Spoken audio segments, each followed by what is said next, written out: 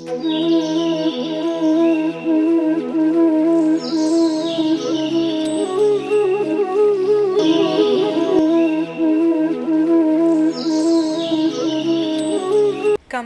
ചന്ദനവും സുഗന്ധലേപനങ്ങളും രാജധാനിയിൽ എത്തിക്കുന്നത് കുബ്ജിയായിരുന്നു. ചന്ദനലേപവും സുഗന്ധദ്രവ്യങ്ങളുമായി പോകുന്ന കുബ്ജിയെ ആരും ശ്രദ്ധിച്ചിരുന്നില്ല. കാരണം അവൾ കൂനിയും സൗന്ദര്യമില്ലാത്തവളുമായിരുന്നു. മുതുകിൽ കൂനുമായി പോകുന്ന അവളെ ആരും ശ്രദ്ധിക്കാറുമില്ല. എന്നാൽ അവളുടെ സുഗന്ധദ്രവ്യങ്ങളുടെ ഗന്ധം ഏവരെയും ആകർഷിച്ചുമിരുന്നു. അവൾ വളരെ നാൾ മുമ്പ് തന്നെ കൃഷ്ണന്റെ കഥകൾ കേട്ടു. അന്നു മുതലേ അവളുടെ മനസ്സിൽ കണ്ണൻ കയറിക്കൂടി. എന്നാൽ ഇത്രയും വിരൂപയും കൂനുമുള്ളവളും ആയ അവളെ കൃഷ്ണൻ സ്വീകരിക്കില്ല എന്ന് അവൾ ഉറപ്പിച്ചു. കാരണം കണ്ണന്റെ രാധയുടെ സൗന്ദര്യത്തെപ്പറ്റി അവൾ ധാരാളം കേട്ടിട്ടുമുണ്ട്. അതിനു മുൻപിൽ അവൾ ഒന്നുമല്ല എന്ന് അവൾ ധരിച്ചു. അതിനാൽ ആ പ്രേമം അവൾ മനസ്സിൽ തന്നെ വെച്ചു. എന്നാൽ എന്നും ചന്ദനം അരയ്ക്കുമ്പോൾ ആദ്യം അവൾ മനസ്സാൽ കണ്ണന് തൊടിയിക്കും. സുഗന്ധലേപങ്ങൾ ആദ്യം കണ്ണന് സമർപ്പിക്കും. എന്നിട്ടേ അവൾ അത് കംസന്റെ കൊട്ടാരത്തിൽ എത്തിച്ചിരുന്നുള്ളൂ. അങ്ങനെയിരിക്കെ കണ്ണൻ മധുരയിലേക്ക് വരുന്ന ദിവസം കുബ്ജ ചന്ദനവുമായി രാജധാനിയിലേക്ക് പോവുകയായിരുന്നു. ആ സമയം കൃഷ്ണൻ വരുന്നുണ്ട് എന്ന് അവൾ കേട്ടു. കൃഷ്ണനെ ദൂരെ നിന്ന് ഒന്ന് കാണണമെന്ന് അവളുടെ മനസ്സ് തുടിച്ചു. അവൾ ഒഴിഞ്ഞ ഒരു കോണിൽ മാറി നിന്നു. ദൂരെ നിന്നും അവൾ കണ്ടു. അതിമനോഹരമായ രൂപഭംഗിയോടെ, മനം മയക്കുന്ന ആകർഷണത്തോടെ, കാർമേഘ നിറമാർന്ന ഉടലിൽ വനമാലകൾ ചാർത്തി പീലിത്തിരുമുടിയോടെ ജ്യേഷ്ഠൻ ബലരാമനോടൊപ്പം നടന്നു വരുന്ന കണ്ണൻ. അവളുടെ മനസ്സ് കണ്ണൻ്റെ അരിയിലേക്ക് ഓടിയെത്താൻ കൊതിച്ചു. എങ്കിലും തൻ്റെ വൈരൂപ്യം അതിനൊരു തടസ്സമായി അവൾ കാണുകയും ചെയ്തു. കണ്ണനെ ഏവരും ആകാംക്ഷയോടെ നോക്കുന്നു. ചിലർ കണ്ണനെ വണങ്ങുന്നു, ചിലർ സൗന്ദര്യത്തെ വാഴ്ത്തുന്നു. എന്നാൽ കുബ്ജ കണ്ണനെ മാറി നിന്നുകൊണ്ട് കണ്ണ് നിറയെ കാണാനും ആഗ്രഹിച്ചു.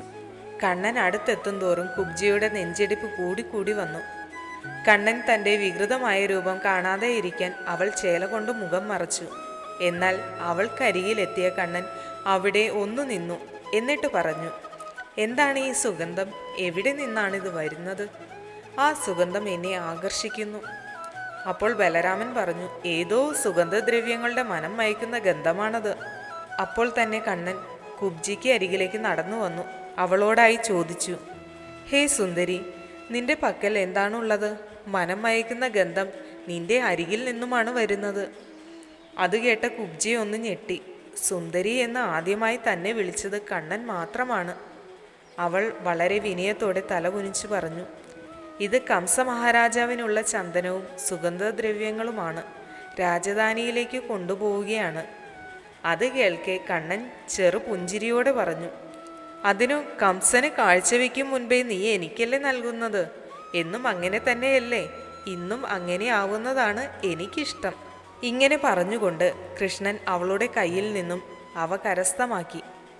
കണ്ണനു വേണ്ടി അവൾ മനസ്സാൽ സമർപ്പിച്ചതൊക്കെയും കണ്ണൻ സ്വീകരിച്ചിരിക്കുന്നു എന്ന് ചിന്തിച്ച് അവൾ ആനന്ദിക്കുകയും ചെയ്തു. കണ്ണൻ അപ്പോഴേക്കും അവൾക്ക് അരികിലേക്ക് ചേർന്നു നിന്നു. കൂനു കാരണം ഉയരം കുറവായിരുന്നു അവൾക്ക്. സ്വന്തം വൈരൂപത്താൽ ശിരസ് കുനിച്ചു നിന്ന അവളുടെ താടിയിൽ ഭഗവാന്റെ കരങ്ങളാൽ പിടിച്ചു. ഒരു കരം അവളുടെ മുതുകിലെ കൂനിലും വെച്ചു. എന്നിട്ട് താടിയിൽ പിടിച്ചു മെല്ലെ ഉയർത്തി. ഒപ്പം ആ മുതുകിലെ കൂനിലും അമർത്തി. ആ ക്ഷണം തന്നെ അവളിലെ കൂന് അപ്രത്യക്ഷമായി.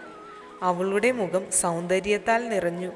കൂനു മാറിയ അവളുടെ സൗന്ദര്യം കണ്ട് മധുരവാസികൾ അമ്പരന്നു. അവളുടെ ഉയരം ഭഗവാന്റെ തോൾ ചേർന്നു.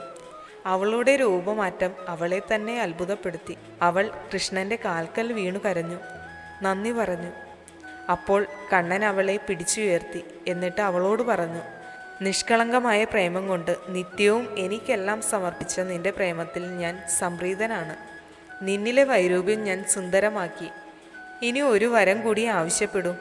ഇത് കേൾക്കെ കുബ്ജ താൻ ആഗ്രഹിക്കുമ്പോഴെല്ലാം കണ്ണനെ കാണുവാനായി സാധിക്കണമെന്ന് പറഞ്ഞു.